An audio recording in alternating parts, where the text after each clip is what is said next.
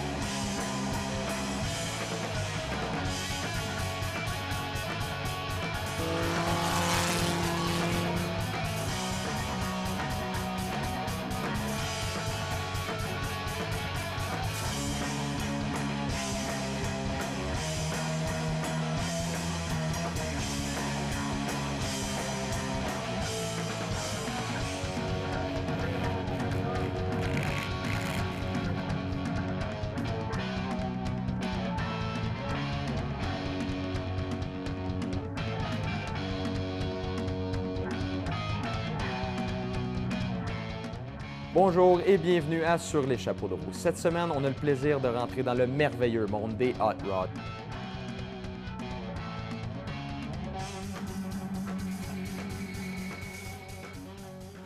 Chez nous, dans la famille, bien, il y a passé des hot rods chez les plus vieux, des muscle cars, des choses comme ça. Fait que ça a tout le temps été un virement, là, soit les gens autour, les amis de mes frères, de mes sœurs avaient des voitures qui étaient spéciales un peu. Fait que j'ai tout le temps été un peu indirectement ou directement impliqué là-dedans.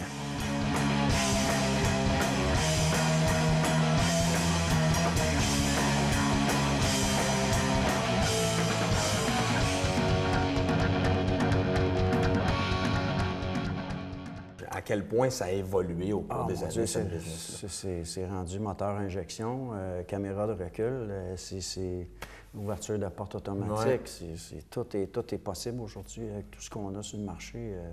Frein à disque aux 4 roues, ABS, tu peux tout avoir aujourd'hui. Mais en bâtissant des véhicules de la sorte, on essaie de garder le vieux look aussi, oui, les pièces de la technologie un peu plus rétro que trop moderne. Moderne, ça t'appelle plus un hot rod, là, c'est une construction, c'est quand même un hot rod, mais c'est un véhicule plus modifié, artisanal, moderne. C'est un peu comme un kit car, un peu. Les kit cars, ça a évolué, ça aussi. Les voitures prêtes à assembler, ça a évolué beaucoup. J'ai un prospect, justement, pour une Ford Cobra, 427 Ford, qu'on va probablement développer le projet dans l'année qui vient. Ça, c'est quelque chose que je n'ai pas touché. Un véhicule préassemblé, ça devrait être le fun. Il n'y a pas de casse-tête. Le casse-tête a été fait par l'entreprise qui fabrique les kits. Fait que ça devrait être intéressant, ça aussi. Là. On peut mettre une touche, peut-être la barre un petit peu plus haute, vu que l'agro de la conception a été faite. Fait qu'on va essayer d'élaborer un peu plus sur des détails qui ne se font pas fréquemment dans ces styles de véhicules-là. Si on y va avec les styles un petit peu plus classiques de street rod, là, mettons quelqu'un arrive avec un projet, veut faire ça d'une certaine façon, mais pas trop extravagant. On peut parler en termes de budget, là, s'il y a des gens qui nous écoutent, sont intéressés. De budget environ. À partir de zéro, ouais. On peut parler de entre 50 et, dépendant tout ce qu'ils veulent y mettre, là, entre 50 et 100, un super beau véhicule. Oui. C'est vraiment dépendant de tes choix. Ouais. Choix de mécanique, choix de suspension, choix de l'année du véhicule. Parce que quand on parle de 32, 33, 34, c'est des années que c'est fou, là, les pièces d'origine, c'est fou. Là.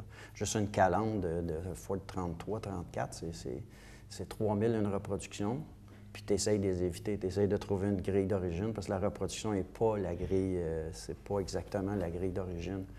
Fait que tu peux mettre un 3-4 000, une belle grille de 33, 34. 32, c'est pas pire, mais le restant des pièces de carrosserie, c'est très cher. C'est contre pièces d'origine, non? On parle de voiture, on parle de pièces. Moi, je propose qu'on aille voir un peu qu'est-ce que ça a l'air au-dessous du capot. Ben oui, on va aller voir ça.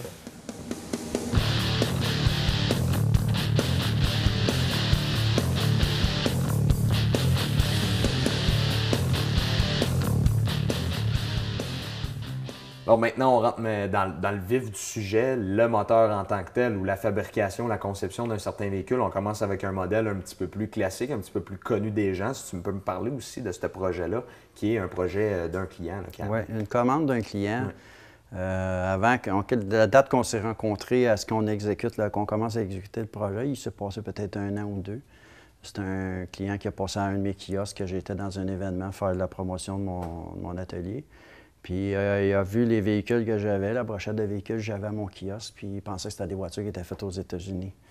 Fait que, il m'appelle le lundi, il a pris ma carte, il n'a pas parlé avec moi du tout, il a juste ramassé une carte, il a continué avec ses amis. Le lundi, il m'appelle, il dit les voitures qui étaient à ton kiosque, c'était des voitures américaines ou c'est des voitures que tu as construites? J'ai dit, c'est toutes des voitures que j'ai construites. Fait que là, il me dit, bon, il dit, enfin, il dit quelqu'un qui va me bâtir un projet que je vais avoir depuis longtemps. Fait que son projet, c'était ça. Il voulait un 1934 Ford avec un moteur, avec un compresseur.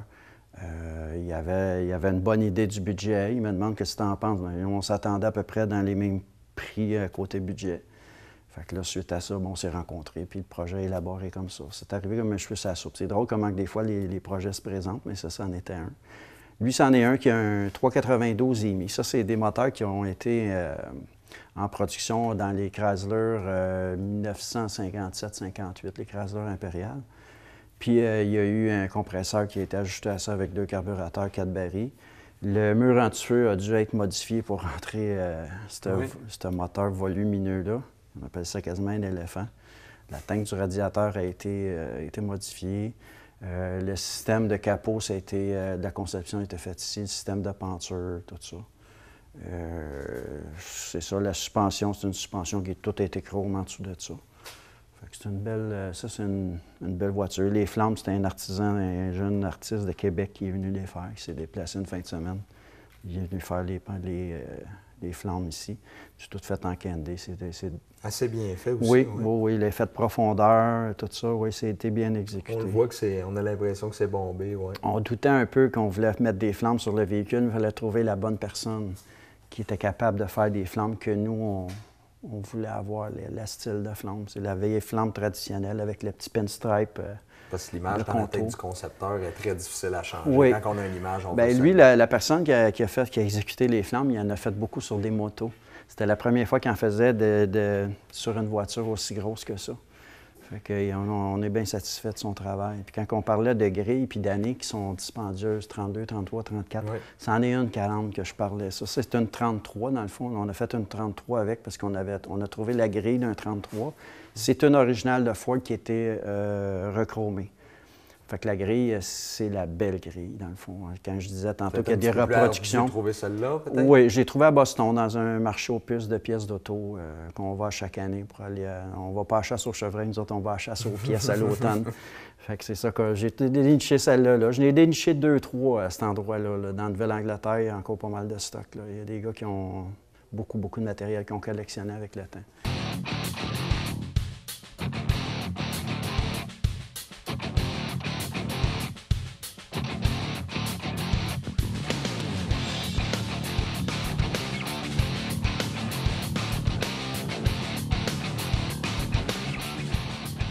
L'idée m'est venue de partir pour gagner ma vie là-dedans après un certain temps. Là. J'ai toujours fait ça comme hobby, mais j'avais la piqûre de ça assez radicale. Fait qu'à un moment donné, j'ai décidé de faire ça de ma vie. Fait que c'est une piqûre qui date de quand j'étais tout petit. Là. C'est avec les courses auto et tout ça. Fait que on est junkie un peu de cette passion-là. Quand on parle de conception, bien, c'est ça. Vu que la grosseur du moteur, bien, tout dépassait à l'extérieur. Puis je voulais qu'elle soit un peu hypocrite, qu'on ne sache pas qu'il y ait un compresseur en dessous de ça avec les carburateurs. Fait que ce que j'ai fait la conception de ce système d'ouverture de capot qui rouvre par en avant. Avec l'ouverture du capot, là, les 2 carburateurs sont apparents, puis je ne voulais pas qu'ils soient apparents. J'ai fabriqué ça. Ça, c'en est une pièce qui a été fabriquée ici avec une roue anglaise, shrinker, stretcher, la structure interne. Le système d'attache est bien assez simple aussi. Là. Et voilà. Ça, ni vu ni connu. Ni vu ni connu, tu sais pas ce qu'il y a en dessous de ça. ajoute Tu un entends le style. son, mais j'appelle ça un moteur hypocrite. On ne sait pas ce qu'il y a en dessous. Ben, c'est ce qui... Là, par contre, les panneaux ne sont pas là, mais il y a des panneaux qui ont été C'est quand fabriqués. on va dans un car show, puis là qu'on va l'ouvrir, que là, on va le Là, savoir tu dis, vraiment. oh, là, c'est En ça qu'il y a en attendant, dessous. sous toute Ouais, réserve. ni vu ni connu, c'est ça. Puis pour ouvrir le capot, bien justement, il faut t'enlèves le filtre, pas le filtre à air, mais le scoop, parce que les filtres à air restent là. Puis l'ouverture, bien, elle est faite par ici. Donc ça, c'est quand on parle de fabrication puis de conception, ça, c'en est une partie. Il y en a beaucoup qui ont été faites. Le mur anti-feu, je l'ai fabriqué ici d'une pièce aussi. J'étais obligé de faire un peu plus d'espace pour rentrer le moteur. Le châssis en dessous, il y a eu beaucoup de modifications pour rentrer les pneus qui y a en arrière. C'est quand même du 12 pouces de jante. Fait qu'on a été obligé de couper dans la valise parce que je voulais pas dans l'intérieur de la carrosserie pour pas avoir les pneus qui sortent à l'extérieur. Je voulais tout avoir ça interne.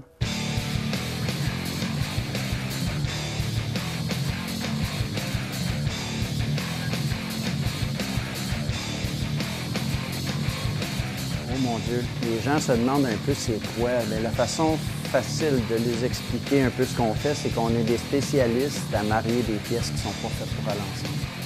C'est installer des mécaniques dans des châssis qui ne sont pas adaptés à ça, bien, il faut les adapter. Il faut faire de la conception de pièces, d'assemblage de pièces qui ne sont pas faites pour aller ensemble. C'est un peu ça. Puis c'est un peu comme un tableau. Hein. C'est de l'art. Il y a des gens qui disent qu'on est des artistes. Je ne me considère pas comme un artiste. Je suis un artisan, mais je ne vois pas ça comme de l'art. Je fais ça, moi, je vois ça comme un hobby, mais encore là, c'est plus un hobby parce que là, les gens passent des commandes. C'est un peu difficile à expliquer ce qu'on fait. C'est une passion. Hein. Il y a bien des gens qui se demandent pourquoi tu te compliques la vie comme ça. Mais dans le fond, c'est pas compliqué pour moi. C'est ce que je fais en me levant le matin, puis c'est ça que je fais de mes journées.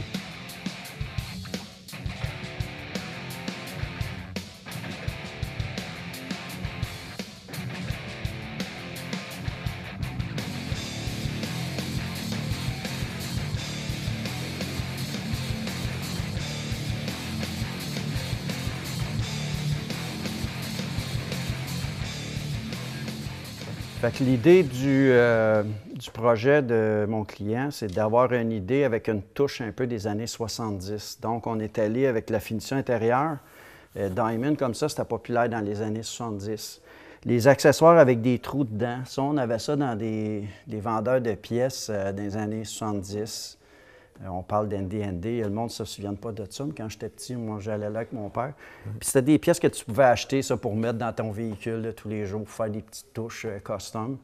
Fait que l'idée de ça, des années 70, bien, c'est ça. Tout a été avec... j'ai fabriqué des pièces beaucoup avec de la perforation, le levier de vitesse, les pédales à gaz, le volant, avec des trous dedans, justement, pour essayer de mettre une petite touche des années 70. Garder le style avec les poignées aussi. Oui, exactement, c'est ça. Fait que c'est une petite touche ou un petit regard des années 70. Avec les pneus, les roues ne sont pas chromées.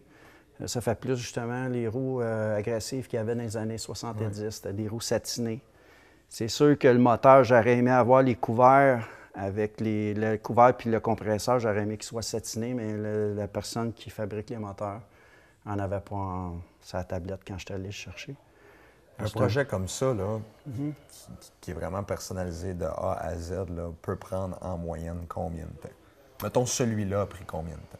Celui-là, je l'ai fait échelonné sur 2 ans et demi, 3 ans. Quand Mais je même. n'étais pas à plein temps dessus. Je travaille tout le temps à peu près 3 projets en même temps. 3 C'est ce gros que je pensais, projets. mais quand même 2-3 ans pour plusieurs occupations, être occupé d'un bord et de l'autre, c'est quand même intéressant. Parce que c'est la façon qu'on travaille, c'est ça. J'essaie d'en travailler 3 gros projets de front. Comme ça, les projets, chaque propriétaire de projet, bien, les travaux s'avancent, progressent. Je ne te dirais pas à leur vitesse qu'ils aimeraient pouvoir avoir, mais il y a aussi c'est les coûts financiers. Ouais. Fait que quand j'en ai 3, bien, les coûts sont répartis sur 3 des clients. Puis au travers de ça, on fait des petits travaux aussi. On peut faire une suspension, on peut changer une mécanique, on peut refaire l'électricité d'un véhicule. Fait qu'on fait tout le temps 3 gros projets plus des petits jobs au travers. Fait que des fois, oui, ça va porter le véhicule, ça va l'amener loin un peu dans le futur. Mais c'est comme ça. Puis on n'est pas une grosse atelier, on est un petit atelier. On n'est pas beaucoup de personnel. On a été au pays que j'ai été, c'était 3 à travailler à plein temps. Puis j'avais ma fille qui travaillait à s'occuper du téléphone, des factures, puis aller chercher les pièces, parce que tout vient des États-Unis, il faut tout dédouaner ça. Ouais. Fait que ça fait partie du travail aussi, là.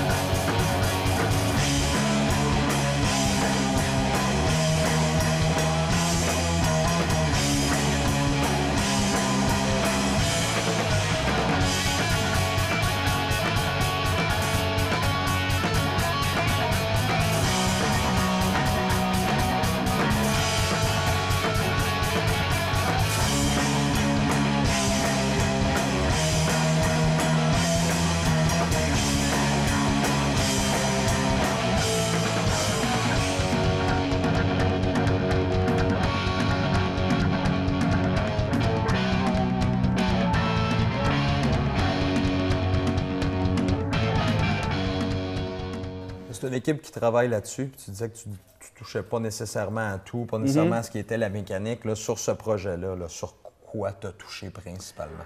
Bien, la conception, le choix des pièces, vois-tu, l'assemblage, les modifications pour pouvoir adapter la mécanique à ce châssis-là, à cette carrosserie-là, le système d'ouverture du capot, la fabrication du scoop, fabrication du levier de vitesse. La conversion de la chaufferette à l'intérieur, adapter une chaufferette moderne à l'intérieur d'une vieille esthétique Chrysler, une vieille chaufferette de Chrysler. L'esthétique est vieille, mais tout en dedans, c'est tout modernisé. Tu sais, on regarde des idées, là, il y en a. Ça ici, c'est un cap de centre de roue de mag, chromé. OK. Fait que j'ai intégré le RPM dedans. C'est du bricolage à un autre niveau. Oh, oui, c'est un autre. Le pied fabriqué. Tu vois-tu, ça a été fait en acier, puis c'était repeint. Fait que l'intérieur a été fait par un sous-contractant de Saint-Hubert. C'est un gars du coin aussi qui travaille très bien. La peinture a été faite chez un de mes bons amis à moi, ici à Saint-Jacques-le-Mineur. C'est un gars, un cours de la région. Fait que ça donne l'ouvrage au monde du coin. Exactement. Puis on parlait de modification pour être sûr que le moteur rentre comme il faut. On le voit bien de cet angle-là. Que ça dépasse. Tu es obligé de faire une sorte de goutte. Oui, j'ai pas le panneau avec moi, malheureusement, là, mais il y a beaucoup de travail sur les 2 panneaux de côté parce que les panneaux d'un Ford 33, il y a des ouïes ouverts. Tu sais, il y a comme on appelle ça des louvers en anglais, mais j'appelle ça des ouïes en français. C'est tout fendu d'un bout à l'autre. Fait qu'il a fallu que j'en coupe pour mettre une genre de goutte d'eau pour que le couvert de valve plus ça donne ait la liberté. Aussi, fait que ça a pas oui. Ça match avec le scope en haut. Puis encore là, bien, le moteur est complètement caché. Donc on ne peut pas savoir à l'œil ce qu'il y a en dessous de ça. Ça donne un beau fini pour un beau Street Rod version 2015-2016. Bien, 2015-2016, mais sur un châssis de 1934, mais encore là, modifié à l'arrière pour rentrer les roues qu'on avait décidé de mettre dessus. C'est sûr que les styles de carrosserie, les modes de carrosserie qu'il y a eu, les designers qu'il y a eu à l'époque, qu'on parle des années 20, des années 30, des années 40, 50, 60, ça commence à moins m'intéresser. Mais toutes ces années-là, il s'est fait des belles choses, là, des idées. Là, les Ford, Henry Ford, il a fait beaucoup d'innovations.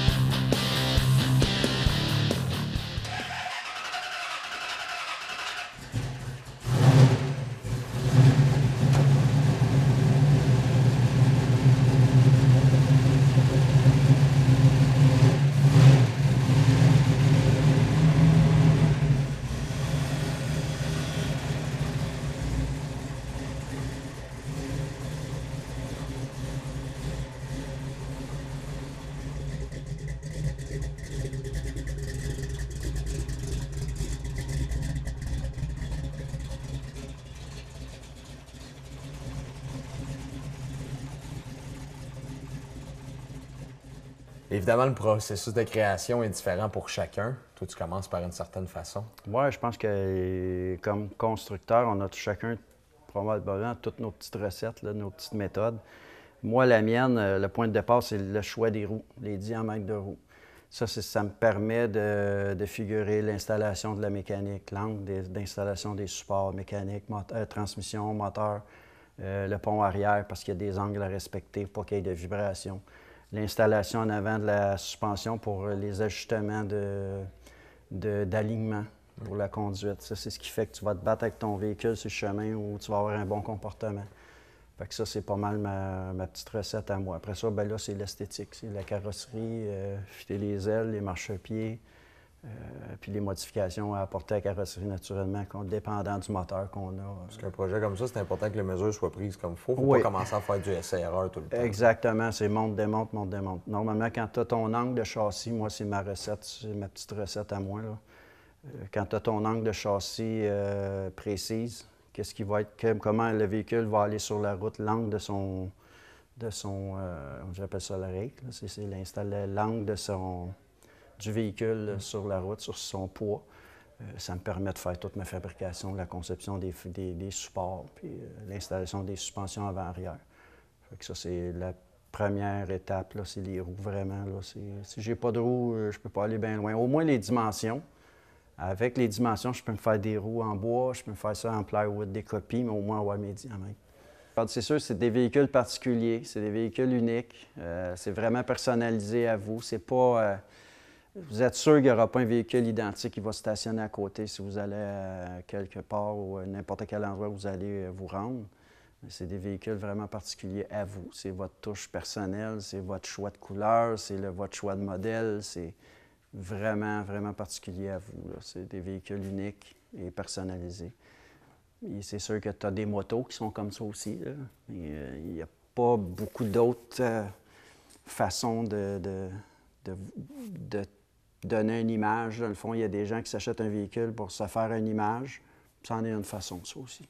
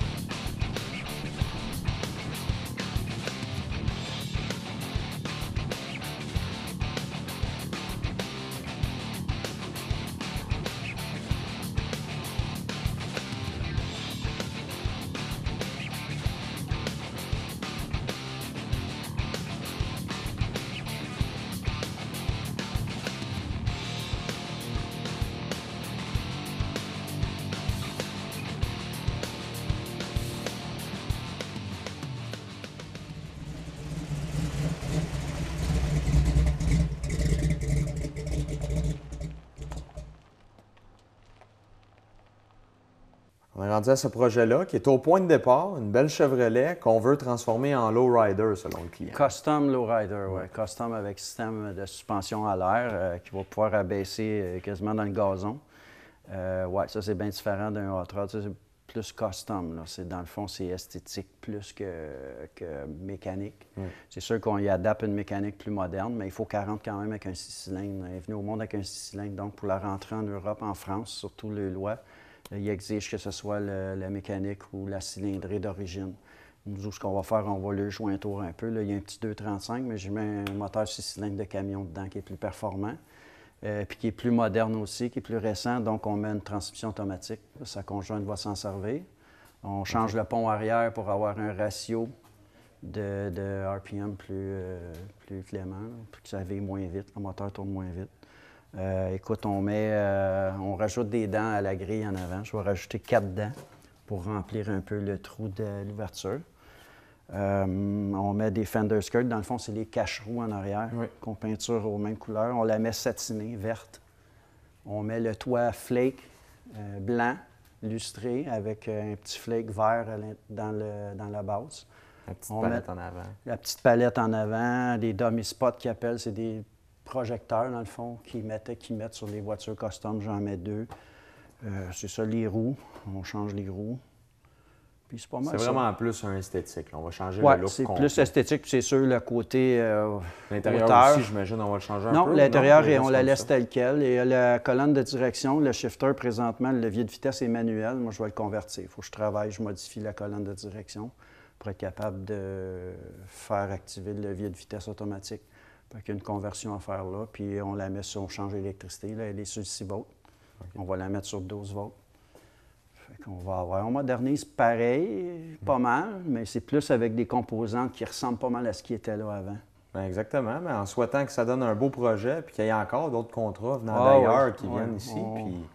Parce que jusqu'à maintenant, les projets que tu nous parles, les trucs que tu nous mentionnes, juste ce projet-là, on a l'autre voiture aussi ici qu'on voit depuis tantôt.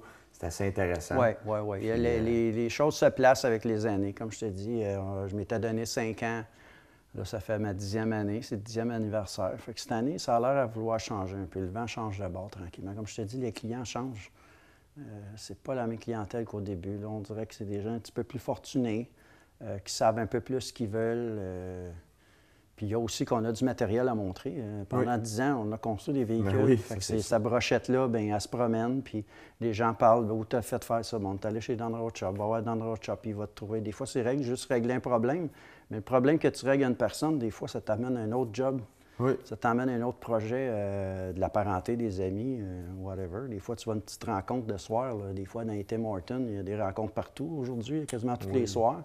Fait, des fois, tu te présentes là, le monde te reconnaît, puis dit, bon, bien, tiendrais-tu voir ça? Tu me checkerais-tu ça? Tu peux pas tout le temps aller à toutes les rencontres, mais des fois, tu ramasses l'ouvrage, là aussi. Là. Justement, j'ai ramassé quelque chose dernièrement, il y a 2 semaines. Là. On rentre le projet la semaine prochaine. C'est pas une grosse chose, c'est une direction, mais... L'important, c'est que la roue tourne tout le temps. Oui, c'est ça. On fait des gros projets, puis on en fait aussi des petits. Il ne faut pas oublier les petits, parce que bien, des fois, c'est eux autres qui vont te faire vivre pendant l'hiver. C'est pas toujours des gros. À date, j'ai toujours des gros. Il y en a qui sont sur la tablette, puis ça va aboutir à un moment donné. La journée, je m'en attends pas. Le client t'appelle, dit « OK, let's go, on continue ». Fait que j'ai des projets de commencer, puis c'est pas... sont sur la tablette, on attend. Des fois, c'est le problème de budget. J'ai un autre client en Europe que j'ai commencé son projet. Il est en train de se bâtir une maison, son condo pas vendu. Fait que là, on met ça sur la tablette. C'est du luxe, hein? Oui, ça, c'est certain. C'est du gros luxe. Fait que, bien, tout indique que ça va bien. Ça va très bien. On souhaite que ça continue. Oui. Daniel, merci beaucoup de nous avoir reçus. C'est moi qui vous remercie. J'ai adoré ma visite, puis j'espère que les gens à la maison aussi. Merci.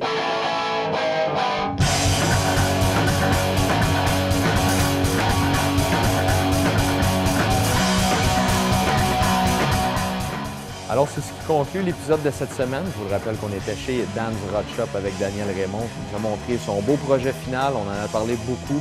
Il y a un projet qui s'en vient, un projet d'envergure qui s'en vient. On va lui souhaiter la meilleure des chances. On se retrouve la semaine prochaine, même heure, même fois.